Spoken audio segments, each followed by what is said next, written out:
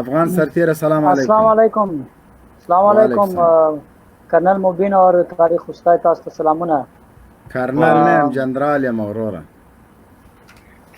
ها جنرال مبین. جنرال مننه. تاسو دا د توپکونو نه څوک ډاروي خدای پاک چاته خی هغه د ډارو دي نه دا درته وایو چې دام له تاسو نه نیولې دي ولې دومره بې غیرته یاستئ دغه خبره ده. نه خاله ابو صابل رسکاری صاحب ویډیو جوړه کړې او تبلیغاتو لپاره تاسو ښه کار کوئ. تبلیغات خو تاسو هم کول پکار دي نو تاسو هم کولای شئ تبلیغ حق لرئ کنه.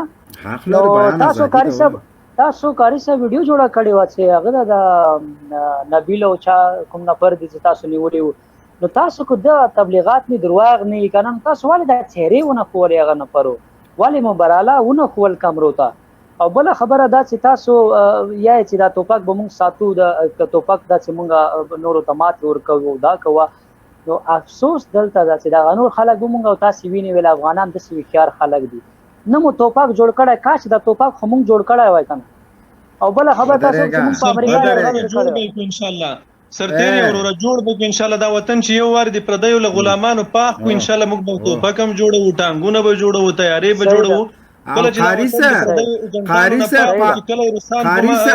لکيراني ولي وی کله امریکایان راني ولي وی خاريسه خلک چې کله د هیواد څخه پاک کو بیا به ان شاء الله موږ یو مترقي هیواد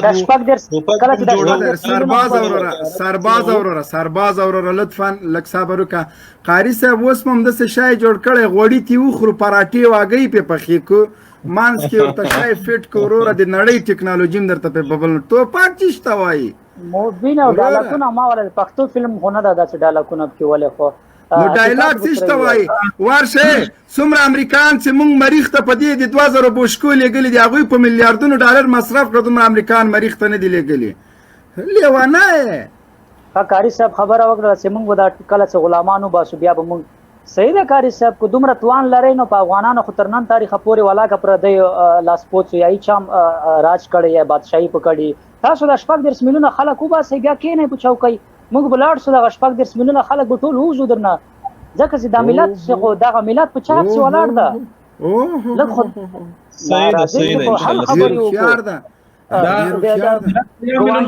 دا د ما د نیکونو په نامه ګوانډیانو مزایل جوړ کړ ما ته نه نم کینا لک صبر کا د نیکونو په نامه هغه د تانی کو نیکه خو د پډلی باندې راج کو ته د امریکانو ټټو سپای ځان نه تاسو جوړ کړی ده تاجبه خبره کې هغه د ما نیکه ده د ما هغه د ما نیکه ده چې په مزایل باندې ودرېږه د ما نیکه ده چې په مزایل باندې نمونه د تانی که نه ده د تا نیکه شاه شجاع ده د تا نیکه ببر کارمل ده د تا نیکه نجیب گاو ده پوه سبا به د تا بچی د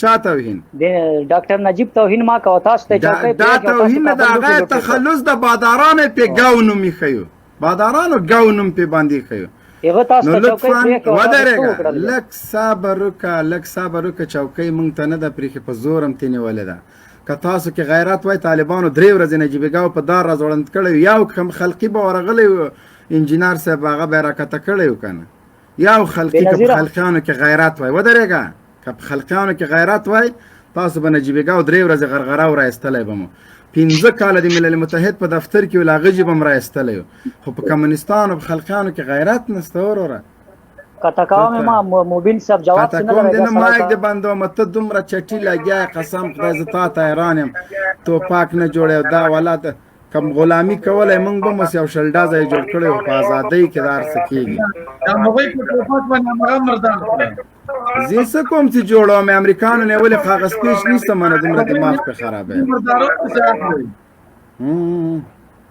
قاری صاحب د دې سرتیری خبرې د کاوریدل اعلان جواب ورک نور ملګرو ته واخور کو با یو سوال پاتې سکاری صاحب محترم ما یو سوال مې پاتې سکاری وا درېګا هغه به د مامداغه سی او سوال صاحب هغه به د مام قاری صاحب مهرباني وکړه आवाज ډبل راځي زما مایک بند قاری صاحب مهرباني आवाज ډبل راځي زما مایک بند زما غږ درځي مبین صاحب او غږ دې راځي مهرباني وکړه قاری صاحب غږ دې راځي مهرباني وکړئ. د اشنا په کومه خبره پوه نه شوم چې د څه وویل. زه په خپل هم پوه نه شولم. قاري صاحب دومره ویلي وای د موږ د مشرانو نمونه په مزایلو خال کې ایښي دي که نه؟ په مزایلو حال کې ایښي دي که نه؟ نو هغه خو د غلامانو مشران نه وو، هغه خو د آزادو افغانانو مشران وو. تاسې څه فکر کوئ چې که محمود غزنوي، احمد شاه ابدالي دا خلک ژوندي وای، دوی به د امریکایانو مزدوران وای؟ دوی به امریکایان د افغانانو کورونو ته اړولی؟ دا کله ستاسې مشران دي؟ دا خو د آزاد ملت مشران دي. دا هغه خلک دي چې د خپل هیواد خپلواکي ساتلې ده. ستاسې څه فکر ده؟ ستاسې تصور ده؟ ته حتی د داسې غلام نه پوښتنه وکړه چې هغه د امریکایانو ډېر مخلص غلام وي، چې که چېرته اوس احمد شاه ابدالي ژوندی وه، محمود غزنوي ژوندی وه، دغه خلک که ژوندي وای دوی به د امریکایانو غلامان وای؟ دوی به امریکایان د افغانانو کورونو ته اړولی؟ نه، هېڅکله نه. نو طبیعي خبره ده د دوی رهبران چې دي، د دوی مشران چې دي، هغه شاه شجاع و، هغه کارمل و، هغه نجیب ګاه و، هغه ترکی و، هغه امین و. دا خلک د دوی مشران دي. دوی د پیغې مشرانو افتخار وکوي، دوی د په نجیب افتخار وکوي چې د KGB جاسوس و او د KGB دپاره د روسانو دپاره په زرګونه افغانان وژلي دي. دوی د په ترک افتخار وکوي، دوی په کرمل او په امین افتخار وکوي، دوی په شاه شجاع افتخار وکوي. شاه شجاع دوی دپاره یو اتل ده، ځکه هغې د انګریزانو ملګری ده، د انګریزانو ډېر مخلص سړی تېر شوی ده، انګریزانو دپاره ډېر خدمتونه کړي دي. کېدای شي د انګریزانو په ارشیفونو کې د ده ډېر شیان وي، برطانیې او د هېوادونو کې، ځکه د هغوی دپاره یو تکړه سړی تېر شوی ده.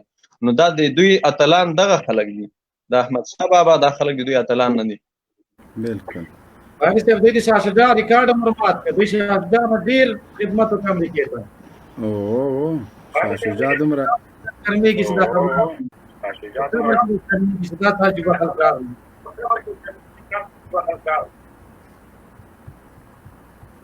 بالکل واقعیت دی. وطن دوست سلام علیکم.